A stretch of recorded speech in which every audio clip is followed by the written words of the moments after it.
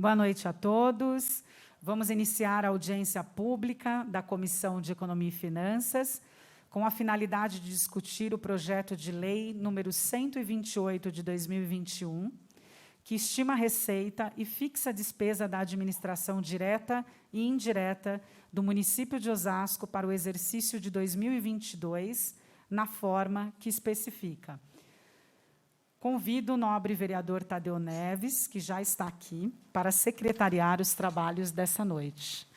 Muito obrigada, vereador Tadeu. Convido e já agradeço, para fazer parte aqui da mesa também dos trabalhos, o senhor Bruno Bancini, secretário de Finanças de Osasco, e o senhor Éder Alberto Ramos Máximo, secretário de Planejamento e Gestão aqui de Osasco. Estão presentes ainda nesta audiência o Atenágoras Marques, diretor de Orçamento da Secretaria de Planejamento, muito bem-vindo. Dr. Luiz Henrique Nascimento, secretário adjunto de Planejamento e Gestão. Doutor Henrique, muito obrigada. Fazem parte da Comissão de Economia e Finanças os seguintes vereadores: eu, Elza Oliveira, Fábio Chirinhã, como relator, Ralf Silva, membro, Batista Comunidade, membro, e Julião, que é o Luiz Carlos Soares de Oliveira, também como membro.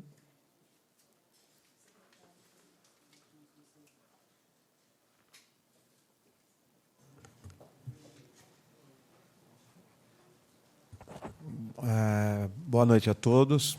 Quero anunciar a presença dos senhores vereadores. Secretário, por gentileza, se o senhor puder passar as informações sobre a TV antes, o item 4, por gentileza. Item 4. Bom, informamos que esta audiência pública está sendo transmitida ao vivo pela TV Câmara Osasco, canais digitais 7 da NET, 3 da Megabyte, Telecom, antiga Cabonet, e pelo site www.osasco.sp.leg.br. E nos próximos dias, o evento também estará disponível no YouTube. Solicito ao senhor secretário que anuncie a presença dos senhores vereadores. Bom, vou anunciar aqui a presença do nobre vereador Adalto Totô, nobre vereador Carmônio Bastos, nossa nobre vereadora e presidente da Comissão Economia e Finanças, Elza Oliveira, nobre vereadora Juliana Tati Voz, eu, como hoje secretário da mesa, Tadeu Neves, nobre vereador Michel Figueiredo, e nobre vereador Ralf Silva. Obrigada, secretário. Peço aos vereadores que queiram fazer suas perguntas que se inscrevam com o secretário. E gostaria de informar aos participantes munícipes que poderão também formular suas perguntas pertinentes ao tema desta audiência pública na página da TV Câmara no Facebook. Convido o senhor Éder Alberto Ramos Máximo, secretário de Planejamento e Gestão de Osasco, para fazer uso da palavra, colocando a tribuna ou a mesa à sua inteira disposição por 20 minutos. Boa noite a todas e todos.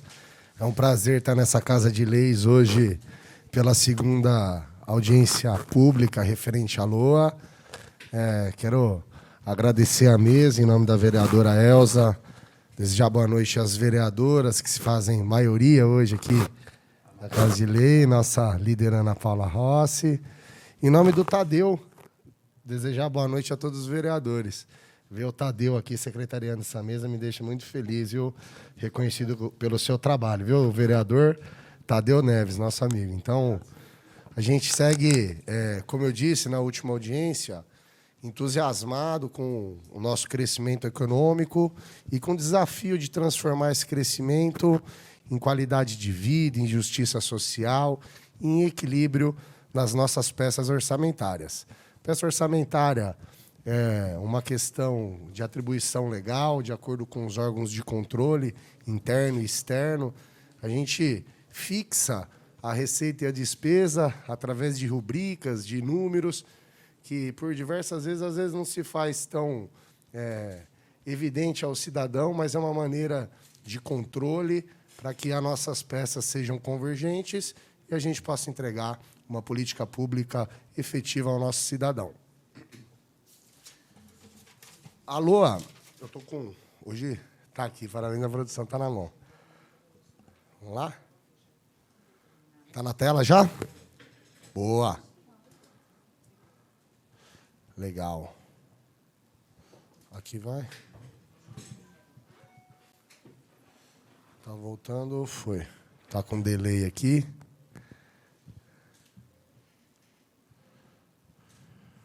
Mas, enfim, a gente vai falar aqui da LOA, que é um documento expresso por um conjunto de ações identificadas por recursos orçamentários necessários à realização das metas definidas pela LDO e que foram extraídas do PPA. O orçamento abrangerá as metas de receitas e despesas de modo a evidenciar e realizar políticas e programas de governo municipal para um período de 1 ano. O papel do planejamento nesse processo de construção se dá no fundamento legal, com ênfase nas realizações e resultados. É um orçamento moderno que a gente está propondo nessa LOA, com ênfase nos fins, na sociedade e não nos meios, na questão administrativa. Esse orçamento deve refletir a realidade da Lei de Responsabilidade Fiscal, que é o princípio do equilíbrio das contas públicas e metas realistas, e os reflexos das demandas sociais, também com metas realistas.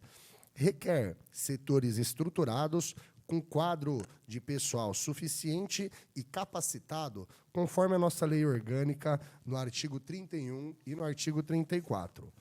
E por que é importante o processo de planejamento?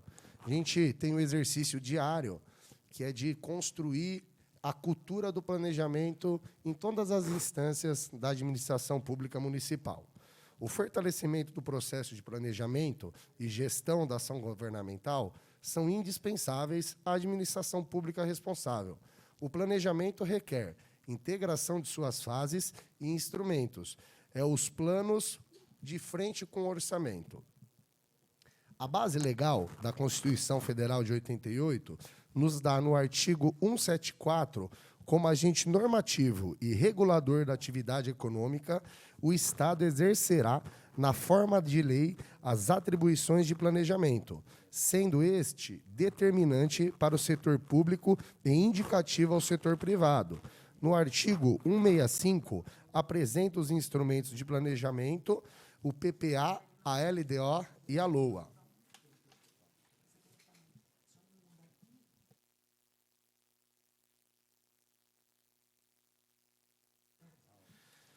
O ciclo orçamentário se dá em 3 fases. A primeira é o planejar, a segunda é o orientar e a terceira é o executar. No plano plurianual, que vai de 2025, de 2022 até 2025, na parte de orientação, nós criamos as peças orçamentárias da LDO, de 2022, 23, 24 e 25.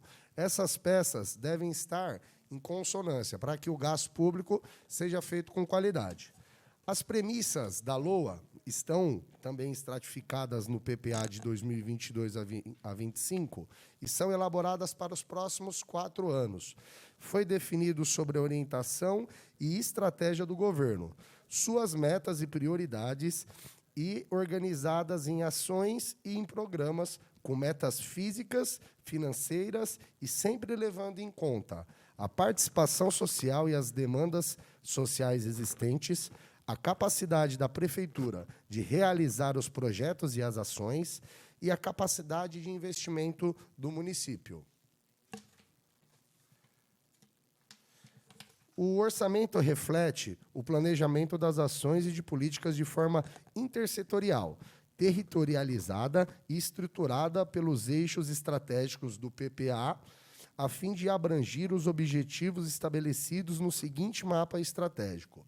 A gente tem ali o mapa estratégico, onde a gente dividiu em 3 pilares e colocou os nossos 19 programas, os nossos programas que foram apresentados à sociedade no debate eleitoral, e que se tornaram os nossos 19 eixos de governo, e que hoje estão divididos em 3 funções ali. Osasco para Todos tem o eixo de mulheres protagonistas, inclusão da pessoa com deficiência, combate ao racismo, juventude conectada e com propósito, cidadania, direitos humanos e diversidade, proteção da criança, valorização da família e respeito ao idoso.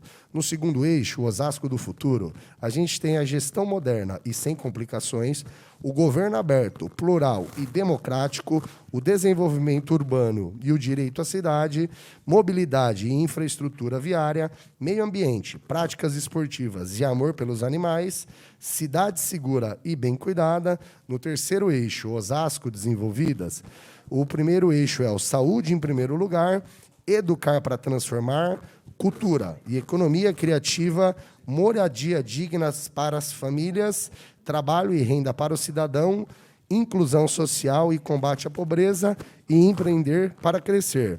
Quero lembrar que todos os nossos eixos estratégicos estão interligados às ODS, que é uma estratégia para que a gente possa entregar uma política inclusiva, participativa, social e plural aqui na nossa cidade.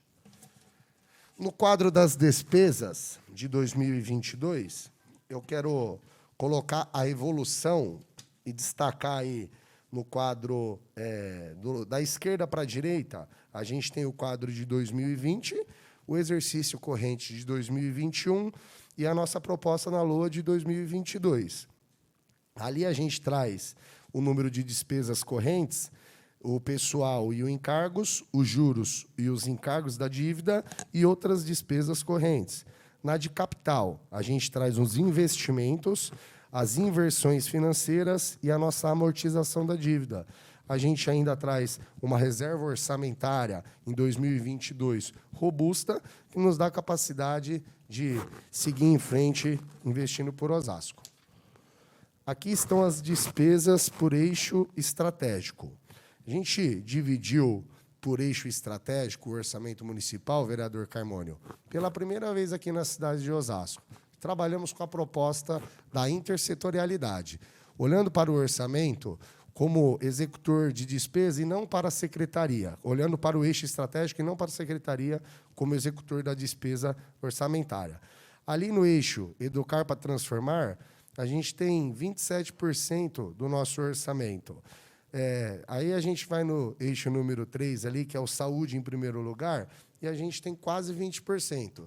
Isso se dá porque na Educar para Transformar a gente também tem questões relacionadas à saúde em primeiro lugar. Na gestão moderna e sem complicações, a gente também tem questões da saúde em primeiro lugar, assim como na cidade segura, na inclusão, na moradia digna. O nosso orçamento ele é intersetorial. Aqui tem o quadro de despesas por secretaria. Todo esse documento segue público, com acesso à sociedade civil e aqui à Casa de Leis. E aqui a despesa por instituição. A instituição Prefeitura Municipal de Osasco tem o valor de R$ 3.639.401.182. O Instituto de Previdência, o nosso IPMO, tem R$ 281.666.000. A nossa reserva de contingência se dá no valor de R$ 24.801.000. A Câmara Municipal tem um orçamento de R$ 79.618.856. E a nossa FITO, a nossa Fundação Instituto Tecnológico de Osasco, se dá com um orçamento de R$ 53.545.656, totalizando um geral de R$ 4.079.300.000. R$ 32.694. Tirando a nossa despesa intra-orçamentária, a gente tem o total da despesa orçamentária fixada no valor de R$ 3.862.706.594. Acho que é importante frisar como que eu posso colocar, com muito pé no chão, a nossa equipe econômica, com muito realismo em cima das empresas que estão se consolidando em nossa cidade.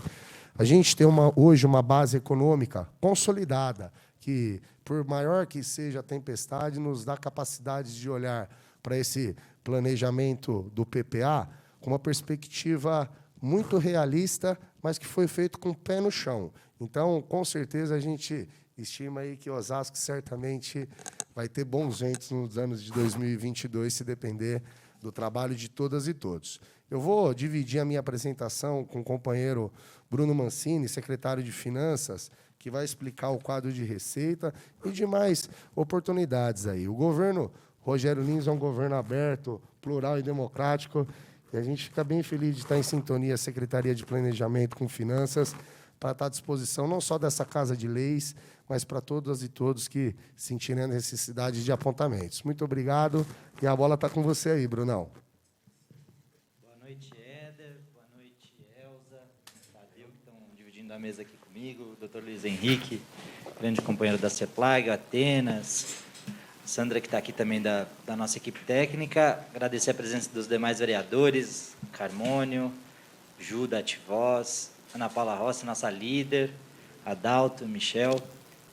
Para mim é sempre um prazer estar aqui, né? Eu acabo sendo bastante repetitivo, porque eu não canso de dizer o quanto é importante para a gente compartilhar com o povo, e nenhum lugar melhor do que a Casa do Povo, que é essa Casa de Leis, para a gente discutir orçamento. O orçamento público ele é feito, né, para que as pessoas não entendam, né, a estrutura legal que está por trás do orçamento público, do qual todos os órgãos públicos estão submetidos, ela é feita para ser difícil mesmo, né? E aí a gente tem um esforço adicional, o Éder exemplificou bem aqui na fala dele, da gente tentar traduzir para que as pessoas possam compreender. Deixa eu só cumprimentar a Mônica. A Mônica Veloso está aqui também, é nossa secretária da Secretaria de Política para Mulheres e Diversidade, e talvez a Mônica simbolize um pouco do que é esse nosso orçamento, né? De olhar para as pessoas. A gente tem que se desencaixotar no serviço público e começar a entender que quem está do outro lado é o cidadão, é uma pessoa. Não é um serviço só que está sendo colocado, são a vida das pessoas que estão sendo modificadas a partir da nossa ação, a partir do recurso que é público e que precisa ser bem administrado pela nossa cidade.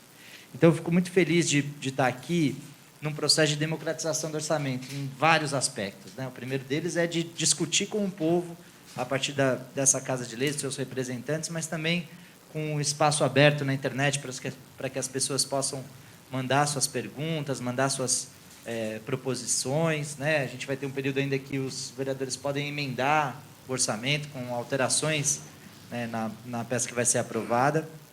E a gente sabe o quanto esse tema é difícil, então a gente tenta trazer de uma forma um pouco mais sensível e que trate daquilo que ele, de fato, né, representa, que é todos os serviços e as políticas públicas.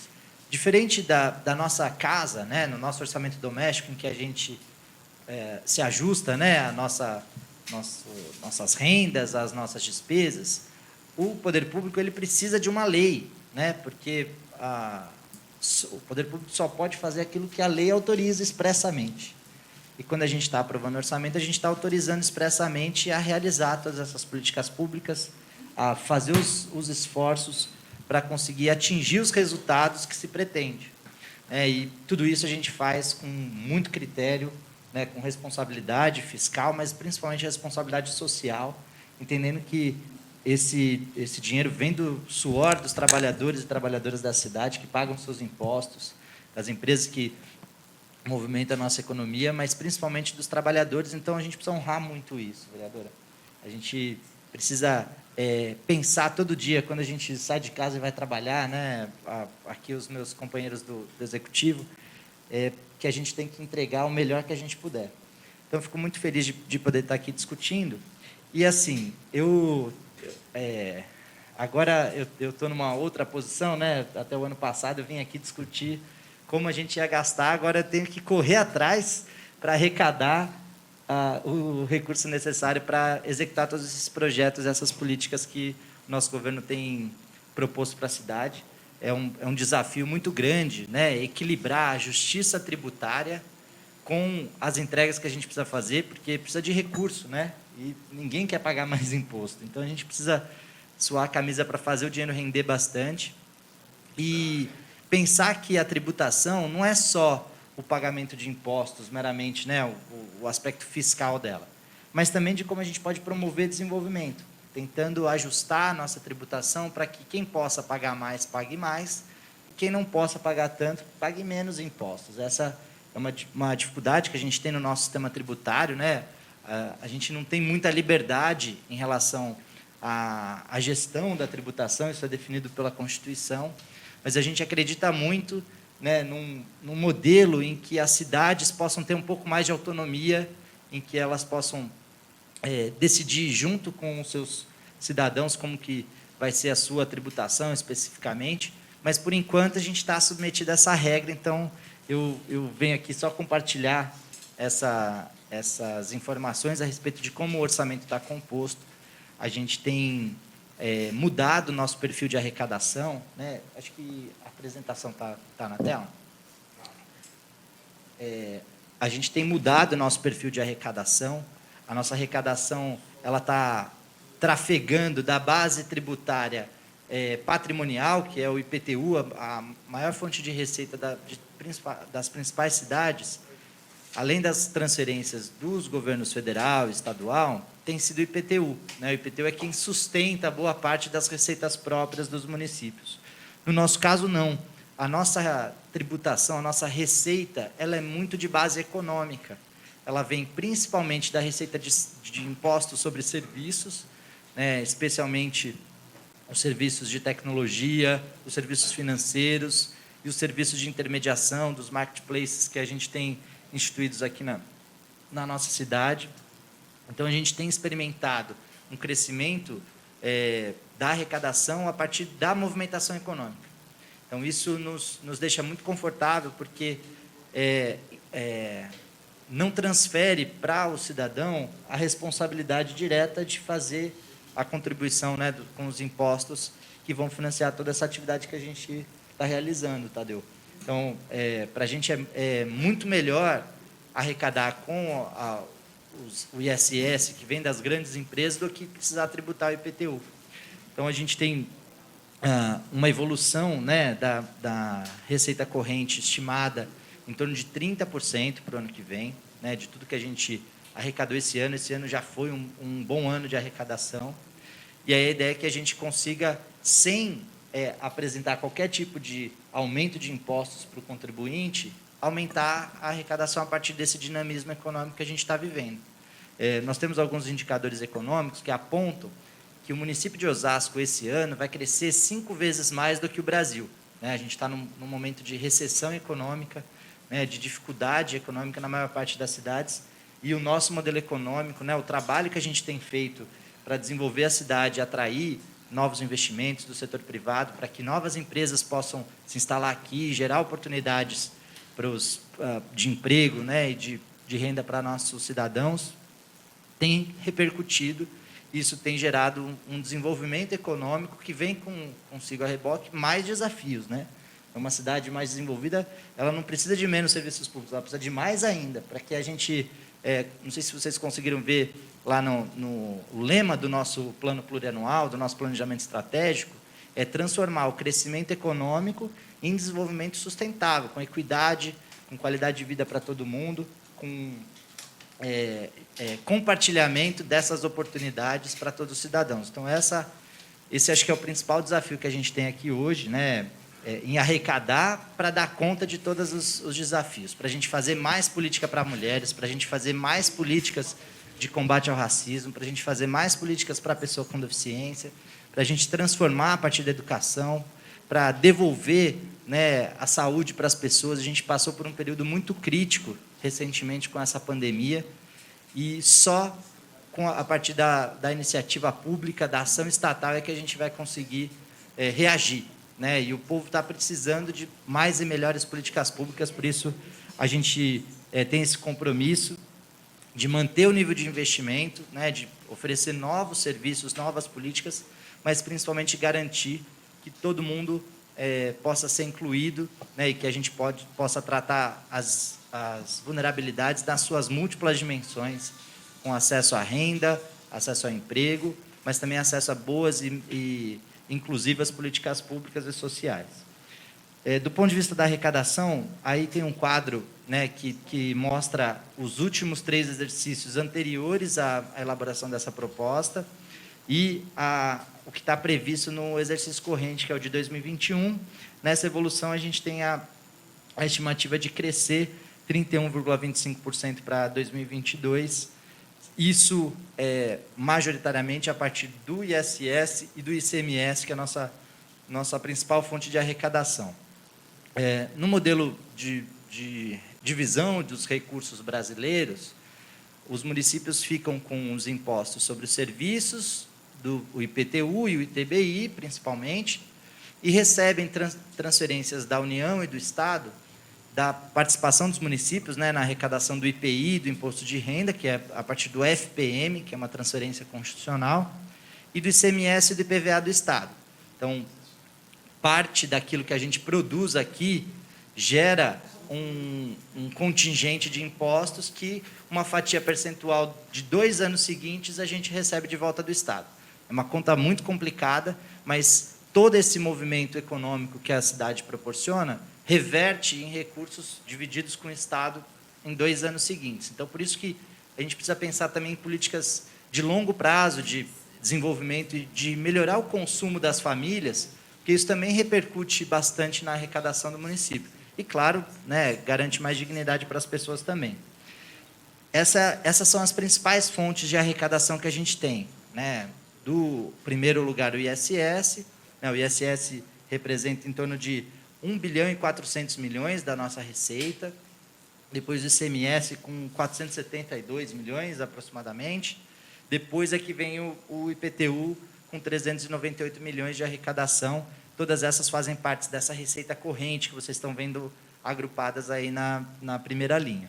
As receitas de capital, por outro lado, são aquelas que a gente busca para viabilizar outras despesas, né? Então, é como se a gente tivesse lá a nossa fonte de renda em casa, o nosso salário, como a receita corrente, e a receita de capital fosse ou um empréstimo que a gente pegasse para comprar uma casa nova, ou um terreno que a gente tem para vender, para poder fazer algum outro investimento. Então, a receita de capital se comporta dessa forma também. São as operações de crédito que a gente pode contrair, ou alienação de bens, né, imóveis que a prefeitura possa vir a ter e alienar, né, e vender numa licitação. Nossa principal arrecadação na receita de capital é a operação de crédito. A prefeitura não tem nenhuma intenção de vender ou de se desfazer de nenhum patrimônio, e receber transferências de capital a partir de convênios, contratos de repasse com outros órgãos da federação, o Estado de São Paulo e a União principalmente. Além desse quadro de detalhamento da receita, a gente precisa sempre apresentar o orçamento em equilíbrio. O que significa isso, né? O orçamento tem um princípio do equilíbrio. Eu não posso prever gastos acima daquilo que eu prevejo de receita. Por isso é um desafio muito grande, com tanta antecedência, né, apresentar todas as receitas que vão entrar no exercício que vem e fixar as despesas. Então, a presidente e vereadora Elza leu a ementa da lei, ela diz que o orçamento estima a receita e fixa as despesas. É assim que a gente faz o nosso planejamento, né? Estimando quanto vai arrecadar de recursos e fixando a despesa no limite dessa arrecadação. Caso o município consiga arrecadar acima daquilo que está esperado, ele precisa pedir autorização para poder gastar mais do que estava fixado. Isso aconteceu esse ano, a gente teve uma aprovação recente aqui, a Câmara foi muito parceira, né, do Executivo em identificar e apurar esse excesso de arrecadação que viria e ajudou a decidir como que seria executado esse excedente de arrecadação, boa parte dele, para enfrentar ainda, né, o coronavírus, que impactou bastante na nossa despesa esse ano.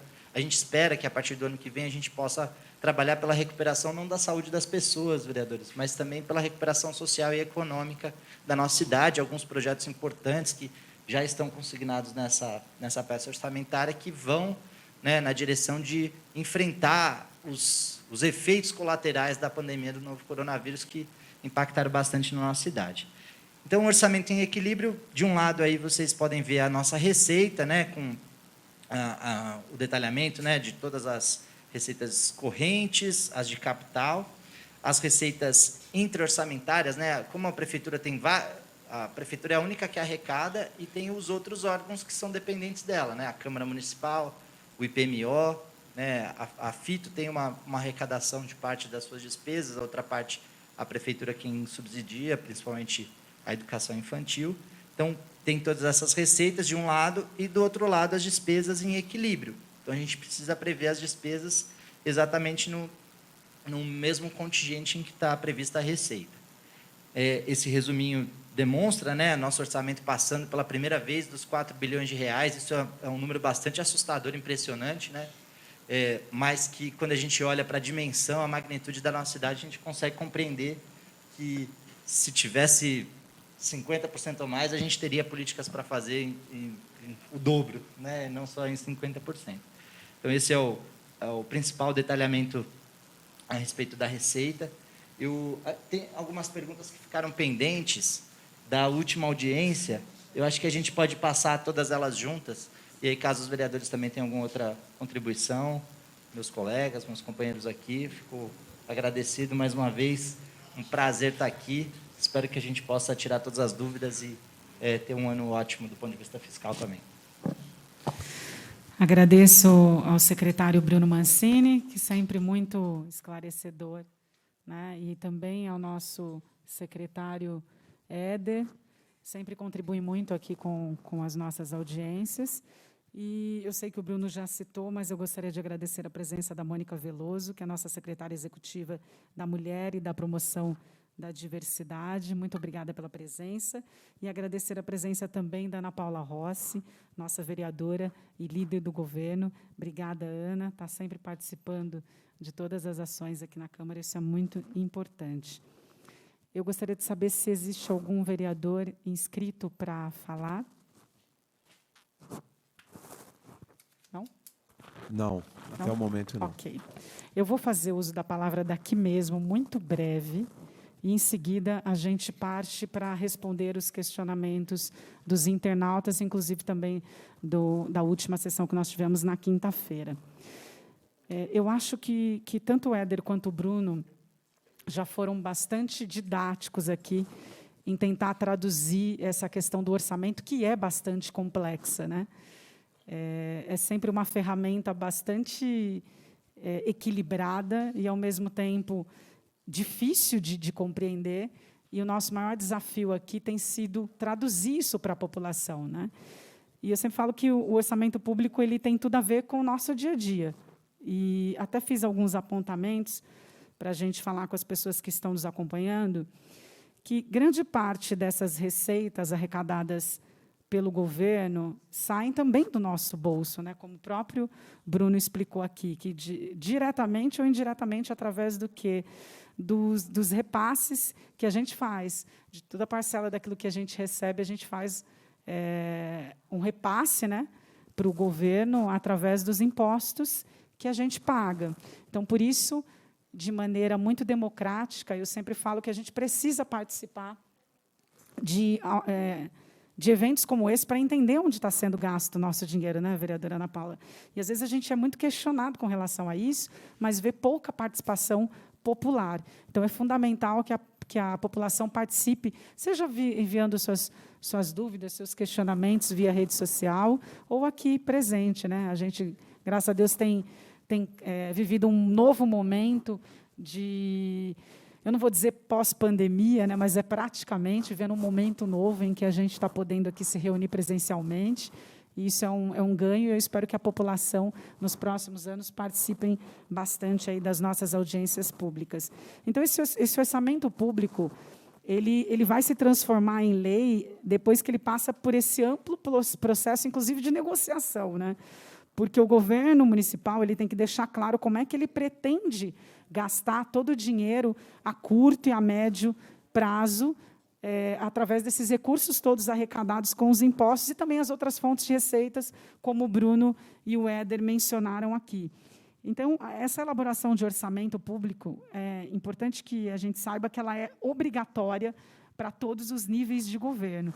Tanto que a gente distribui aqui um cronograma com todos os vereadores de tudo o que vai acontecer, das audiências, para dar transparência a esse recurso público. Então, é importante que a gente saiba disso.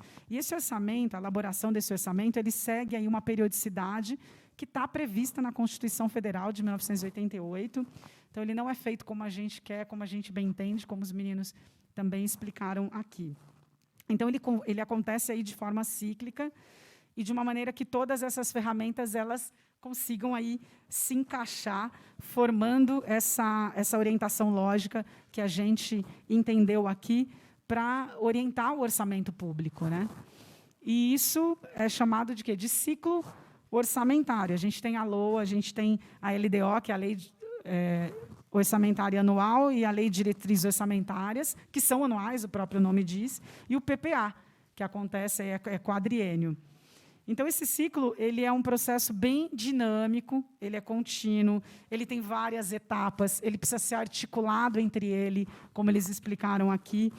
E, para isso, são sucessivas discussões, eu diria, aqui, até que a gente, depois de elaborar, de aprovar, de executar, avaliar, julgar, enfim, tentar entender como é que a gente vai colocar cada pecinha no seu lugar.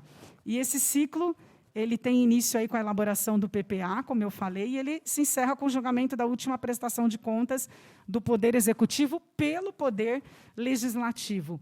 E é importante a gente falar sobre isso, porque a gente conversava na última audiência com a vereadora Juliana, da Ativoz, e ela falou, poxa, Elza, às vezes os munícipes perguntam, né, aonde que entra a contribuição do Legislativo em tudo isso? Como que é feito? A gente não está aqui simplesmente só para direcionar uma audiência pública, né? A gente participa, sem dúvida, dessas questões de discussões através do PPA, através da LDO e através da própria LOA. Então, são essas 3 leis que regem esse orçamento, esse ciclo do orçamento, né? E eles são ligados entre si, uma coisa está conectada à outra aí de forma bem harmônica, né? E, enfim, é importante a gente falar que elas formam um sistema integrado de planejamento e orçamento, que é reconhecido pela Constituição Federal, que eu falei, e que deve ser adotado por todos os municípios, pelos estados e pela União. E essa elaboração dos projetos de lei, tanto do PPA, quanto a LDO, quanto a LOA, cabe exclusivamente ao Executivo, né? Então, em nenhuma esfera do Poder Legislativo, a gente pode propor essas leis. Aonde que a gente entra no âmbito municipal, por exemplo, né? Que aí só o prefeito pode apresentar para a Câmara esses projetos. A gente entra apresentando as emendas, né? E as emendas que são recebidas por aqui, a gente analisa, enfim, discute, e em sessão a gente faz a votação. Então, é através das emendas que a gente consegue sugerir qualquer alteração nesse orçamento. Tentar, de repente, sugerir que um recurso que está sendo direcionado para uma secretaria X, ela possa ir para a secretaria Y, e esse é o nosso papel aqui, enquanto vereadores. Então, sugerir, através dessas emendas, que hajam qualquer alteração nesse ciclo. Então, é uma sugestão que a gente pode fazer. Então, foi muito boa o seu comentário, vereadora Juliana, porque eu acho que o nosso papel é esse, é tentar fazer com que o cidadão entenda qual é a nossa posição aqui enquanto vereadores, que nem sempre a gente tem autonomia para tudo, né? Gostaríamos, mas é importante a gente saber que o Executivo ele tem ali a a sua posição, o legislativo, enfim, é isso. E que nós estamos sempre aqui nessa casa à disposição para receber todas as sugestões dos munícipes e a gente fazer uma cidade cada vez mais participativa, né? As pessoas precisam entender onde está sendo gasto os dinheiros aí, com o dinheiro com todos os impostos que a cidade recolhe. Era isso. Não tem nenhum vereador que gostaria de falar. A gente pode partir, então, para as perguntas? Bom, vamos lá. Bruno, eu vou começar pela pergunta da audiência anterior e já, inclusive, agradecer muito a participação do Marcelo Villanueva, porque ele mandou uma pergunta e até questionou por que a pergunta não havia sido respondida, porque nós recebemos bem no término da sessão, então aqui o espaço é democrático, todas as perguntas recebidas serão respondidas, então nós estamos aqui com a equipe para responder na data de hoje. Ele pergunta o seguinte: segundo a LOA, que é a Lei Orçamentária Anual, a previsão da receita em 2022 é 31% maior que em 2021, enquanto que a despesa com o pessoal é previsto somente 15% a mais que em 2021. Por que não há valorização dos servidores, visto que a perda salarial decorrente da inflação e da falta de reajuste salarial no governo Rogério Lins já passa de 20%?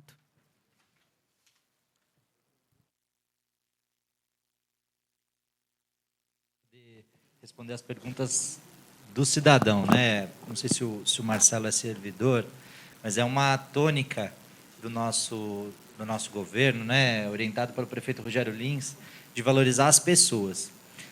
A valorização do servidor é um programa que está previsto nesse plano plurianual, né, e que tem esperado no orçamento do ano que vem um incremento, não só um dissídio salarial, né, tradicionalmente aprovado em maio, que é a nossa data base, mas com inúmeras outras medidas, inclusive já anunciadas pelo prefeito recentemente. Vou recapitular algumas delas aqui, que são, acho que, ponto de destaque. Existe, né, claro, eu sou servidor da Prefeitura de Osasco, né, sou do cargo de analista de recursos humanos, né, então eu sou o mais contumaz defensor da valorização do servidor, porque é quem faz, de fato, o serviço público acontecer. Mas a gente precisa começar a olhar de uma forma diferente para o serviço público, né? Durante muito tempo, a administração pública, e não só o caso de Osasco, né, mas acho que do Brasil inteiro, foi muito autorreferente, né? Ela olhava só para o seu funcionamento, e a gente precisa começar a olhar para o cidadão um pouco mais, né? O foco da nossa ação tem que estar lá no cidadão, e aí, claro, por meio dos servidores públicos é que a gente chega até esse cidadão. E talvez o exemplo mais claro disso são os professores, né? E a gente anunciou recentemente, né, vai chegar aqui para essa casa aprovar, eu tenho certeza que vai ser aprovado por unanimidade, um reajuste para os professores que chega a 38%, no caso dos professores de educação infantil, né? O valor da hora-aula que passa de R$ 14,43 para R$ 20, né? Um aumento acima do piso nacional, então a gente faz um movimento muito expressivo, né, na valorização do profissional da educação, né? A vereadora Ana Paula esteve secretária de Educação, sabe o desafio que é ter uma rede com mais de 70 mil crianças, né? E é uma luta, né, a gente conseguir dar boa qualidade de ensino, e boa qualidade a gente faz com bons profissionais motivados, que possam ir se especializando para oferecer um ensino cada vez melhor, né? E acho que eu posso destacar também uma outra medida que a gente está previsto nesse orçamento, que é o incremento do Vale Alimentação, né? Muitas vezes, principalmente na imprensa, né, a visão é só sobre o principal benefício, que é o salário dos servidores, mas o salário ele é tributado, né? Assim, um reajuste salarial ele incrementa valor, né, aparente, mas nos descontos, às vezes os servidores eles recebem menos, né? Dependendo da alteração de faixa de imposto de renda, por exemplo, ou num conjunto de outros benefícios, o servidor acaba perdendo. Então, a gente adotou uma estratégia de valorizar onde o servidor mais precisa, especialmente o servidor de área operacional e administrativa que ganha menos, que é no Vale Alimentação, que é um ganho real, né? Então, a gente reajustou em 50% o Vale Alimentação para os servidores que têm que têm renda de 1 a 3 salários mínimos e em 25% o reajuste para aqueles que recebem até 6 salários mínimos. Então, o Vale Alimentação, que era de R$ 400 para todos os servidores, passa a ser de R$ 600 para aqueles que recebem a remuneração menor, né, de 1 a 3 salários, e de R$ 500 para aqueles que têm de 3 a 6 salários. Então, é um movimento... E aí, eu peço a gentileza de discordar do Marcelo, que olhar os números crus, né, toda a despesa com o pessoal contra toda a receita, acaba sendo um pouco injusto, porque não consegue ver esses movimentos que são individualizados nas classes de profissionais que mais precisam ser valorizados. Além disso, já foi anunciado pelo prefeito, a gente tem trabalhado junto ao sindicato, né? Quero fazer uma menção aqui também ao trabalho de parceria que a gente tem com os sindicatos, né? Após, no caso dos professores, o Sintrasp em relação aos outros servidores, o Sindiguardas, em razão da mudança de referência da tabela de todos os servidores do operacional e do apoio administrativo e da área técnica da saúde. Está sendo discutido hoje no Congresso, né? Está lá no Senado uma proposta de piso para o pessoal de enfermagem. Acho que hoje a gente pôde ver, né? Hoje, né, com a pandemia, a gente pôde valorizar e perceber quanto esse profissional de saúde precisa ser valorizado, né? O profissional de enfermagem é quem segura qualquer unidade de saúde, né? O vereador Michel da área e pode confirmar aqui, né? O profissional de enfermagem precisa sim ser valorizado. E hoje, né, os técnicos e auxiliares de enfermagem estão numa tabela no qual é muito desvantajoso, e a gente está trabalhando para reorganizar essa tabela, para valorizar esses profissionais que muitas vezes eles estão em muitas unidades e acabam tendo um menor poder de articulação. Então, foi um olhar muito sensível do sindicato, da Secretaria de Administração, né? Esse é um trabalho do nosso colega Cláudio Monteiro, né, que tem se desdobrado para conseguir fazer uma movimentação que repercuta, né, em ganhos reais para esse conjunto de servidores que beira 5, quase 6 mil servidores. Então, a gente tem feito, né, óbvio que a gente gostaria muito de conseguir avançar mais. Existe também, né, uma mudança, né, todos os anos a gente tem servidores que passam para aposentadoria, servidores que são desligados, servidores que são substituídos. Então, essa despesa com o pessoal, olhando ela simplesmente, não dá para ter a real dimensão daquilo que vai ser repercutido para o ano que vem. Eu fui lembrado aqui pelo Éder, também a gente conseguiu, em virtude da pandemia, da inflação que pressionou o preço dos alimentos, principalmente, um vale extraordinário de Natal para todos os servidores, né, que recebem o Vale Alimentação, no valor de R$ 300. Então, no mês de dezembro, além do vale tradicional, né, de R$ 400, os servidores vão receber um vale extraordinário de R$ 300 para poder compensar um pouco das perdas inflacionárias. Hoje a gente vê o quanto o supermercado pesa, né, no orçamento doméstico, e os nossos servidores não estão imunes a isso. Então, era isso em relação à pergunta do Marcelo. Não sei se tem alguma outra, vereadora. Na verdade, tem alguns comentários aqui, é importante a gente ser sempre democrático aqui, poder falar. Obrigada, viu, Bruno, pelos esclarecimentos. A gente fica muito feliz com essas novidades. Eu quero agradecer a mensagem do Aleph Gabriel. Ele só colocou o Jornal Open presente, então, muito obrigada pela presença. Ao Douglas Sakatauska, que nos desejou boa noite. A Maria Dolores Borguin, que também colocou boa noite, vereadoras, sempre presente. Ao Marcelo, que enviou essa pergunta. A Thaís Lomonson. A Georgina Saches. Deixa eu ver quem mais. Todas essas são de boa noite, tá, gente?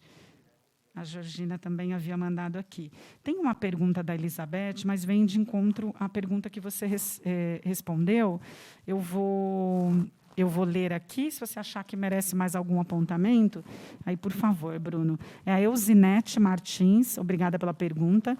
Ela colocou, considerando a inflação desse ano, as perdas salariais dos servidores no governo Rogério Lins ultrapassará 20%.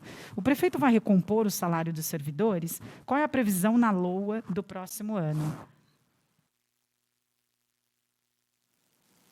A Elisete leu o programa de governo do prefeito Rogério Lins. Eu fico orgulhoso de ter feito parte dessa equipe e saber que as pessoas vão fiscalizar, especialmente nessa casa, que é o lugar da fiscalização do Poder Executivo.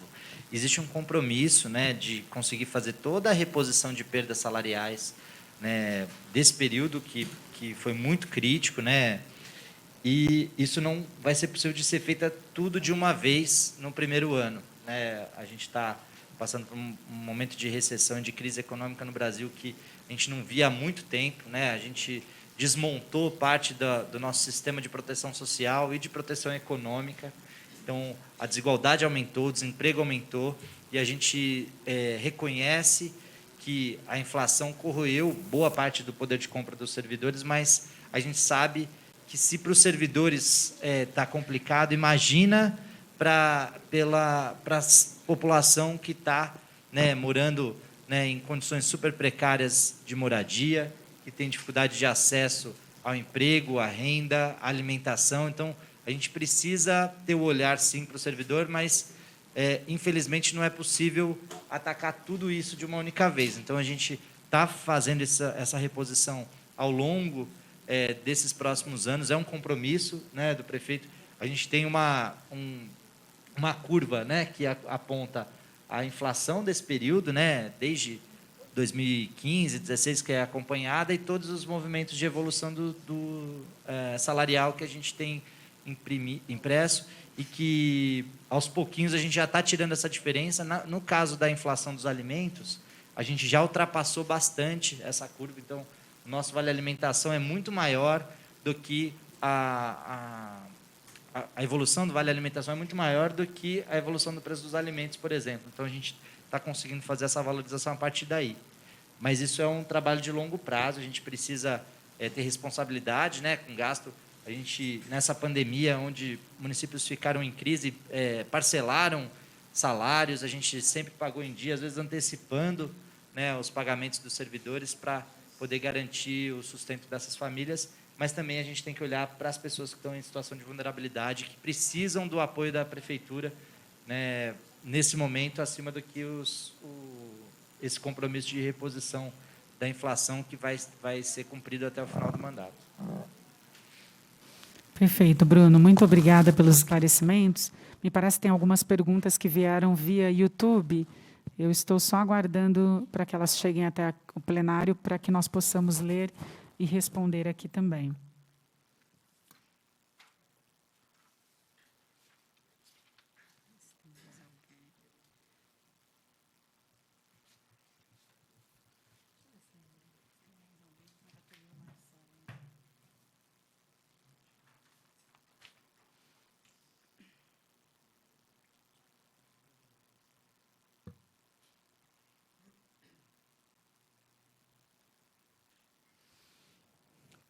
Obrigada, Helder. O Helder conseguiu acesso aqui, eu já vou antecipar as perguntas. Fabiana Grosso, gostaríamos de saber por que nas questões de PCs, eu acredito que PCDs, tá? Pessoas com deficiência, não há interesse do Legislativo. É uma pergunta da Fabiana Grosso.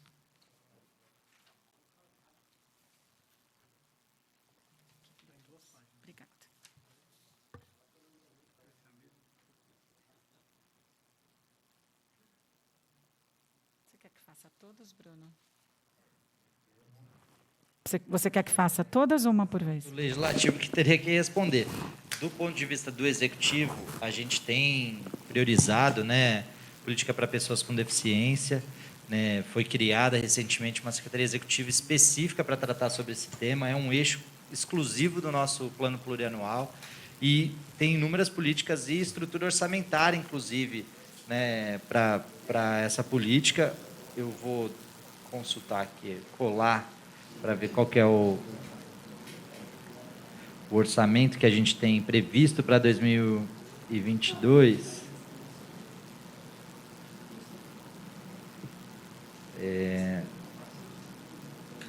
Pode ir falando do Legislativo enquanto eu consulto aqui. Ó. Perfeito.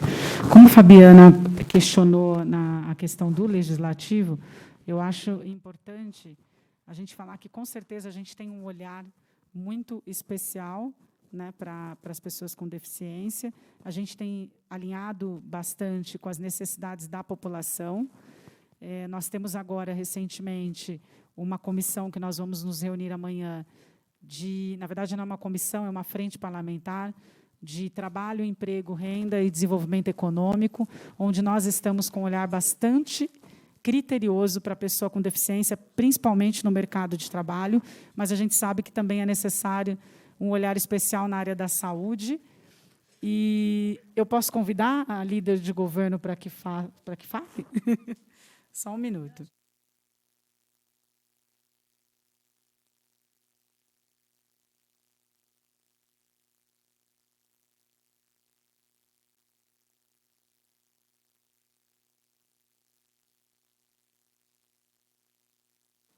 É importante que a vereadora e líder do governo, Ana Paula Rossi, nos trouxe. Recentemente, houve uma audiência pública e, além do Conselho Municipal da Pessoa com Deficiência, estavam presentes a vereadora Cristiane, o Batista Comunidade, o Michel Figueiredo, o Tadeu Neves e a própria Ana Paula, que estiveram à disposição representando o Legislativo para discutir as questões da pessoa com deficiência. Aproveitar e falar que eu apresentei recentemente um projeto para que a gente torne lei o Fórum Municipal para a Pessoa com Deficiência, que aconteceu em 2019, quando eu fui secretária de Emprego, Trabalho e Renda aqui no município, e por questões óbvias, a pandemia, ele não aconteceu porque era presencial, o Bruno lembra muito bem disso, e nós fizemos encaminhamento de mais de 500 pessoas com deficiência para o mercado de trabalho. E eu acho que é fundamental a gente trazer essa discussão, esse tema para discutir. E, apesar de ser um projeto, obviamente, apresentado por mim, vale ressaltar aqui que ele vai ser discutido por todos os vereadores e votado por todos os vereadores. E eu tenho certeza que os vereadores serão favoráveis a qualquer questionamento que vá beneficiar a pessoa com deficiência aqui na nossa cidade. E colocar à disposição também a Secretaria Executiva da Pessoa com Deficiência, que o responsável é o Salomão. Então, toda e qualquer sugestão também é bem-vinda. Eu sempre costumo dizer que quem vive essa realidade é quem pode trazer da melhor maneira possível para a gente as sugestões e que a gente possa, a partir daí, criar leis aqui e tornar essa realidade menos dura para as pessoas com deficiência. Obrigada pela pergunta, Fabiana Grosso. Bruno, eu vou seguir para as outras aqui. A Raquel pergunta o seguinte: tratamento clínico baseado em evidências científicas com profissionais capacitados para pessoas com deficiência. Quando, de fato, teremos? Na verdade, volta de novo a esse tema. Que bom que esse tema está sendo discutido aqui. Eu acho que é sempre importante a gente estar pautando e aprimorando os nossos serviços de atendimento ao cidadão na ponta. E agora, com a retomada do Conselho da Pessoa com Deficiência, com efetivamente a Secretaria tendo orçamento para 2022, a gente vai chegar num ajuste ainda mais fino na entrega para o cidadão, que é o que mais nos interessa. Então, a gente segue trabalhando para poder atender mais e melhor o munícipe com essa questão. Obrigada, Helder. Também dentro da pessoa com deficiência, a Jaqueline Leonel. Obrigada, Jaqueline. Gostaria de saber o motivo do orçamento para atendimento adequado para crianças com deficiência na educação ser tão restrito, pois o argumento é: não temos orçamento para isso. E aí, Bruno, deixa-me ver se há algo mais sobre pessoa com deficiência. Depois é a da Fabiana. A Fabiana também faz uma outra pergunta. Gostaríamos de saber se há investimento de 42 milhões na causa PCD, que estou lendo exatamente como ela colocou. Por que existe tanta insatisfação das pessoas que estão na ponta? Então, ela questiona, né, se há esse investimento de 42 milhões, por que há essa insatisfação daqueles que estão na ponta? Obrigada, Fabiana, mais uma vez. Dá licença, presidente, só para anunciar a presença do nobre vereador Delbio Teruel. Prazer, Delbio Teruel, grande amigo do nosso colega secretário na administração passada, vereador desse mandato. O tema da pessoa com deficiência é um tema muito sensível, né? Eu compreendo a angústia e a dor dessas pessoas que estão perguntando aqui. O que a gente consegue garantir é que o compromisso que a gente tem é com cada cidadão, né? E entender, a gente tem um plano municipal Viver Sem Limite, que é o plano voltado para políticas para a pessoa com deficiência. Tem 3 eixos principais, que são nos quais a gente tem trabalhado. O primeiro deles é garantia da inclusão produtiva da pessoa com deficiência. A vereadora Elza falou de algumas iniciativas, e tem um trabalho intenso sendo realizado na Secretaria do Trabalho, especialmente para a inclusão da pessoa com deficiência no mercado de trabalho.